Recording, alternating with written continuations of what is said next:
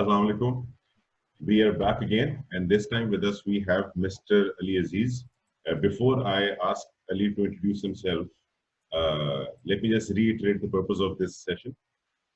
The idea is everyone is right now anxious because of the current scenario.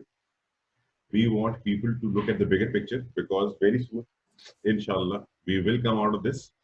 And then is it when everyone is going to start thinking about the future and the bigger picture. We want to start doing that right now. So over to Ali.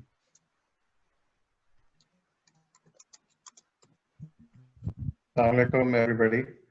And my name is Muhammad Ali Aziz. Let me introduce myself first. I think that's important to understand who I am as a person and as a professional. I have around years plus of commercial experience within the subcontinent and within Saudi. Covered all the commercial streams and working mostly in marketing and sales, be it brand management, be it retail sales operations, services, business management, general business management, category and shopper marketing. And currently, I'm associated with one of the leading FMCG companies here in Saudi for the last 3.5 years. Before that, I've done some business management consultancy as well, focusing on shopper marketing and consumer engagement. And prior to that, I worked with Nestle for 16 years. So here we are today. And I think we're looking at the facts that how exactly these things are going to lead towards the future, right? And what are the impactors that are actually going to be there that can have some sort of a bearing in terms of the way that we operate and the way that we do business. Absolutely. So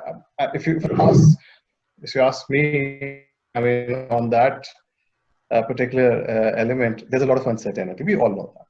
And I think that's one of the key features, which is bringing in a lot of negativity around, and people are not being very positive in terms of the way things are actually going across. But I think I, by nature, am an optimist. And wherever there's a problem, there's an opportunity. And that's the way we need to take it. And optimism is, to me, is always defined with the way that we react to the environment around us. And that's something that is extremely important from an individual perspective, from an organization perspective, from an industry perspective, and also the way that people around us and the governments actually operate and respond to what we are going through. And it's all about, at this point in time, it's all about adapting. I would say, Charles Darwin's, what he said was that, it's not about the strongest or the smartest of the species that survive, but the ones which are most receptive to change. And that is exactly what is required right now. So optimism with a combination of having the flexibility to basically adapt to the new way of working. We have to accept certain facts, which we might not be accepting. And to me, a lot of people are talking about digital revolution, things like that. To me, it's about tech revolution rather than tech evolution now. It's beyond digital. It has to go beyond digital. We are talking about maybe remote and manless petrol stations, drive-through supermarkets maybe coming across. So there are a lot of different ideas which might feel like a bit wild 4 months, 3 months, or maybe 2 months ago, when none of us had actually given much of a thought about it. But I think today things have really changed. I mean, for us, we were doing a business planning towards the last quarter of 2019 by keeping certain assumptions. All of those assumptions have gone out of the window. They're no more there. We have to recreate everything. And in order to do that, you really have to step back and realign and reassign yourself in terms of the way different forces are working against you and towards you and for you. And then reassess that, what situation you are actually in. So I would say it's a situation where we are looking at the world with a completely different lens, a lens that was there, but we never thought that it would be required so early on in the process. And this is how, which is the reality right now. And we have to really think it from the point of view that, that lens we have to get hold of and then start looking at things quite differently, and of course get used to it over a period of time in the next, very quickly in the next few weeks or months, that can make us adapt to the situation. Okay, definitely a lot of thought-provoking points. Now, coming to a very specific question that we had planned, the next 10 years, and we said the next 10 years because that's what this whole session, this whole series of videos is aimed at. And we think that we're not paying attention as much to it as we should. So for the next 10 years, you think it's going to be better for the world or it's going to be worse? I feel, like I said earlier on as well, I'm an optimist. And that's what keeps me going, and you know that very well. I feel it's definitely going to be better. There's no point right now to think and to feel or to really go in that sort of a direction that's going to be worse. These are some of the things which become and which come as corrections, and they are there for betterment. And yes, these are challenging times, there's no doubt about it. But whenever there is a challenge, I think whenever there's a problem, there's an opportunity. And these challenges and opportunities come out for the betterment because they create new things that have not been happening before, and they create new opportunities. But at the same time, we have to adopt and we have to approach them with a positive attitude and mindset. In my opinion, these are going to be better if and only if there are few things that we adapt towards. And there are a few points that I would like to pinpoint over here, which is basically, one is that, and these are very basic things. I'm not going to talk about anything which is out of the box right now, or might not be something that we have done before. These are some of the things that we have been doing before and we will continue doing. But these are some of the basics. And always remember that we have to create the right fundamentals and then create and scale up. So number one, I think that we need to do is we need to redefine excellence. What excellence means by us.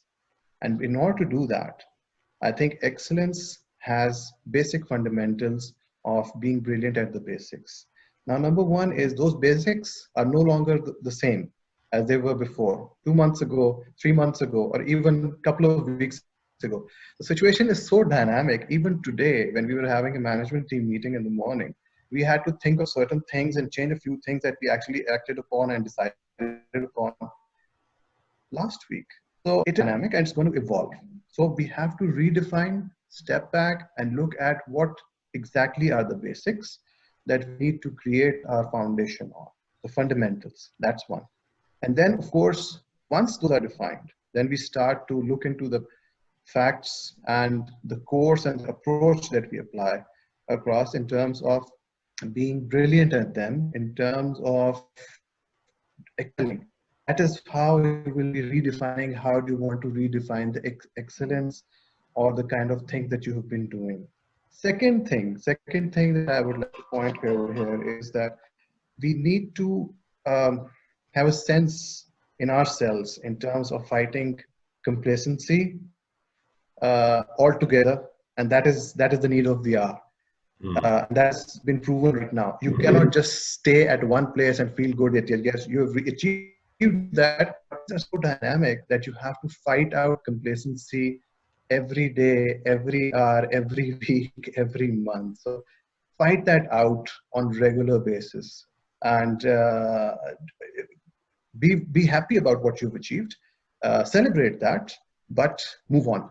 That's number two. Third thing is it's going to be much more competitive. Competitive in a way that you will not have a second chance. So do the right things, the right time, and the first time. So that's going to be extremely good in terms of whatever you are doing, whatever you have decided upon as your path or as your approach or as your strategy. That is going to actually define your competitive edge versus whichever industry you are actually in. Whether you are in food, whether you're in electronics, beverages, airline, food services, restaurant, it's actually going to make a change for you to do it right the first time. and as full. That's number 3. And the fourth point is a realization that also I think is very, very prominent right now, which has come is the interdependence of different industries. That has, I personally feel that that has come out very, very clearly. That interdependence in terms of different industries and how they can cooperate, and they need to compete. Yes, it's not about you cannot be competitive, but you have to be competitive. But at the same time, you have to have that sort of an interdependence, that you have to create that sort of link between industries, between technologies, between channels, between the way that you operate. You cannot isolate yourself and be on your own. You have to have that sort of a thing going on. Look at the retail industry. Look at the restaurant business right now. Look at a lot of other delivery things which are happening right now. Now they are quite interdependent. I mean, uh, in an FMCG world, we always thought traditionally there's a modern trade channel, there's a traditional trade channel, there's a food services channel. Yes, there is an e-commerce channel, and it was a far-fetched sort of a thing that, it might come, yeah, I don't know, people have a lot of problems, they can't do deliveries, the retailers are not well equipped. Look what has happened. Everybody has been equipped in the last 2 weeks. People are getting deliveries, people are getting apps, people are getting, so there is a lot of interdependence now, which is happening between retailers, between companies, between people who can actually provide logistic support, between people who can actually provide backend support. So that is, and that would be true for different industries coming across in different ways. So that's number 4. And finally, I think the one thing that I would like to say, and that's I think is it will sum it all up, is basically the right kind of leadership and communication within organization and industries that will instill the positivity in terms of bringing in the right kind of change and making and bringing people together, that we can do it together, we can go through it. Yes, there are challenges, but of course, you cannot fight it all alone. You have to have a common shared objective, clarity in terms of what you're proceeding for, and then, achieving it in a way that you have that sort of a push and motivation to go together as a team, which is going to come from the top, and that is going to be very important. So I think these are some of the facts that I would say are going to be pretty important for the next decade or so, in my opinion. Very practical advice, I must say. Okay, so last question from our end. If I were to ask you, what is that one trend, or let's say the main trends for the next 10 years, that those who cash in on these and those who don't cash in on these will be the difference between winners and losers for the next decade?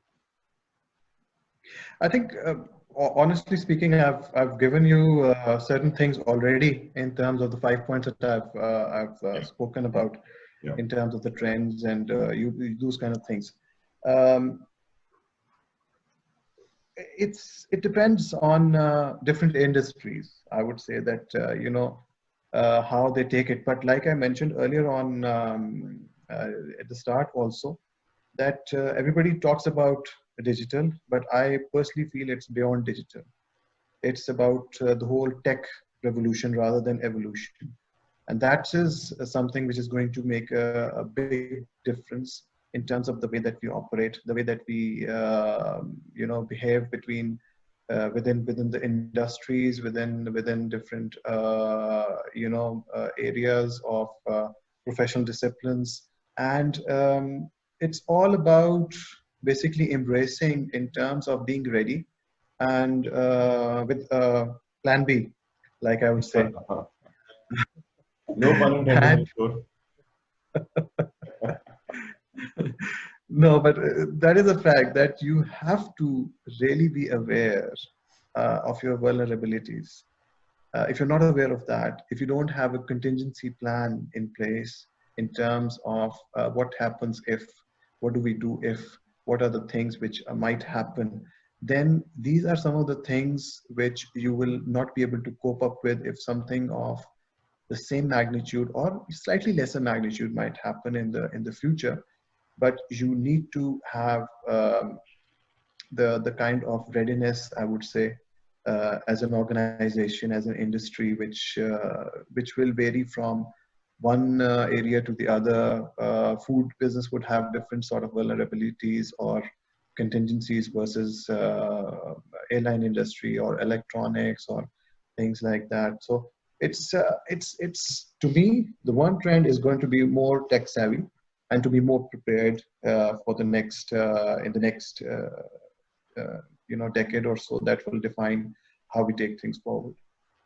Okay. So while you were explaining, I was trying to put a picture in my head that, okay, so what is that, the vision that you have that you are sharing with us? So correct me if I'm wrong. And the reason I'm reiterating it is that once we post this video online, we'll try to put a summary under it also. So that people Mm-hmm. have the time to watch the whole video, at least they can read the main summary points. So they don't miss out on Sure. the value that you created this video. So would it be wrong if I say that what you're saying is, by and large, that businesses that weren't really thinking in this way will now have to think in this way? And the way I'm talking about is trying to create trying to create an ecosystem around their businesses where there is a broader vision, there is collaboration, there is competition, but at the same time, there is value addition for their partners also. And there's more flexibility and more organic approach towards business rather than being fixed in the approach, so that it doesn't take a worldwide crisis to make us realize that we are not very well prepared for changing market scenarios. So is this sort of a good way of saying what you just said, sort of a one-pointer summary? Absolutely, Ali. I think that's very well summarized. Just to add on to that, I think I would like to say that we have to, as people, as personally as well as professionally, we have to stop taking things for granted. And that is a big wake-up call for everybody around us. I mean, we cannot take things for granted. We can plan, definitely, but at the same time, we have to be ready for something which might come up immediately and with such a magnitude that you would never have imagined it. So that's from personal perspective. I would say that taking for granted the relationships, the friendships, the family, and all those kind of things is definitely something that has given us a sort of a wake-up call. And also from a professional point of view, it has done that yes, I was expecting to be in a meeting next month, and I had planned that sort of a production, and raw materials and all those things will come in, and I will go, and no, it might change, and might change very quickly. So be prepared. Excellent, excellent. So anyone else has any questions, comments? I think, yeah, just a couple. Thank you so much for the time. Just a few ifs and buts that keep on coming on everyone's minds these days. One of the main things these days is that currently, obviously, people's shopping trends have changed drastically. Even the official authorities are recommending at this point to sit at home and use delivery apps and so on. So how do you think that right now, given the influx of so many delivery apps, and once the world opens, which many people are saying from 1 month, 3 months, 5 months, whatever it is. So how hard will that be coming back to, let's say the 2019 scenario, and then, you've prepared yourself so heavily for the e-commerce, and now obviously e-commerce may not be as efficient, or may not bring that level of efficacy as, the normal scenario of 2019 was bringing. So do you think that will again be a problem for brands that are shifting back to that previous normal scenario? I'm of the opinion that it might not go back to the same level. Definitely. If I just give you a bit of my estimation, that today, if e-commerce was 30% and it has gone up to 90% right now, it might come down and settle around 50, 55% or 60%. It might not go to 30%, but it will settle somewhere in between. And that is how we are seeing it also. You see, once a lockdown is taken off, once we have less restrictions, initially we will run out because we would we would want to do that. But people are going to be more conscious. That's one fact that we are definitely going to be there. They're going to be more conscious of the proximity of the other people around us. They will be conscious at least for another year, not to go and attend places where there's a lot of crowd. I feel that this year's summer vacations are not going to happen.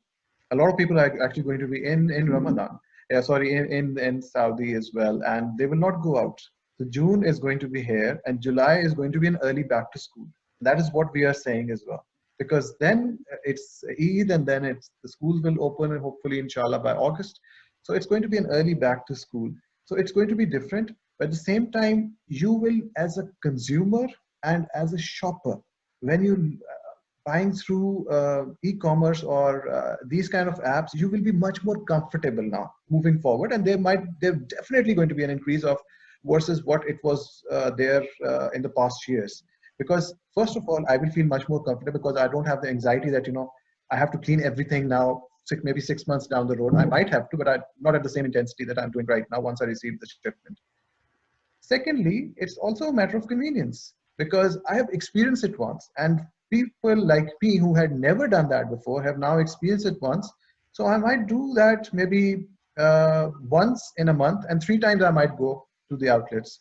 But that one grocery shopping mission, which is basically we feel that is the one stock up mission, is definitely going to be there. But those fill in and those emergency sort of missions that we are talking about, we always talk about, they're going to be there, and you will feel much more trend going towards other than food. That's what I feel. That food is definitely going to have some impact, but the other areas, maybe beauty, maybe perfumes, maybe these kind of things have really picked up. I mean, in L'Oreal, last couple of months, they have seen a 56% plus increase in their e-commerce business in Dubai and Middle East only over the same period last year. So, I mean, that's something, because there you're talking about brands. You know exactly what you're talking about, what you want as a choice from a shopper's perspective. And you say you want that, I want this particular brand, this particular lipstick or shade, or any perfume or anything of that. And you're 100% sure that it will come. But when apples versus oranges, you want to say that I think I'll go and pick myself. So there's going to be a bit of a change, but it will settle something in between. I hope I was able to I think in the answer. next couple of years or so, I think in the next couple of years or so, there will be like businesses having pandemic strategies as well. So because the fear is so vast these days, and it is definitely going to be there, and that's what I was referring to earlier on as well, that there is going to be a sort of a business continuity program, like we usually mention it in corporates, which will have assumptions. If this happens, if this happens, if this happens, what could be the response, and what are the different assumptions between different scenarios? Things like that.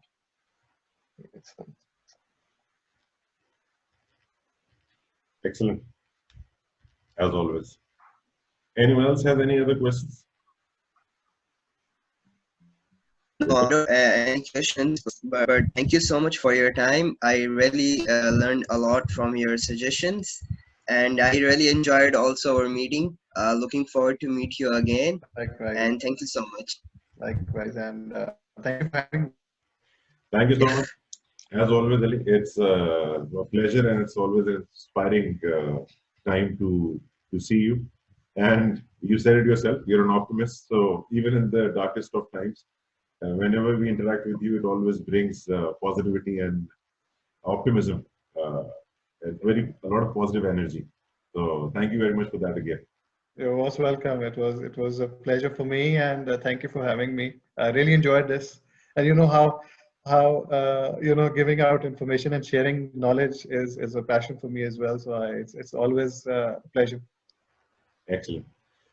Thank you so much, everyone. Thank you. Thank you Sure, so thank much. you. Take care and be well. Bye-bye.